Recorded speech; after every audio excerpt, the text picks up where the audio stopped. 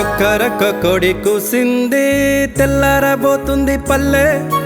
కొక్కరొక్క కోడి కూసింది తెల్లారబోతుంది పల్లె. రాఖీ కట్ట వస్తుంది మా ఇంటికి మా చెల్లె. రామ రామ రామయ్య తండ్రి రాఖీ పండుగకు పల్లెకు. రామ రామ రామయ్య తండ్రి క్షేమంగా చేర్చు మా చెల్లెకు. కొక్కోడి కూసింది తెల్లారకున్నది పల్లె. కొక్కోడి కూసింది తెల్లారకున్నది పల్లె. మా అన్నకు రాఖీ కట్టాలే నవ్వెటి మల్లె పువ్వల్లే.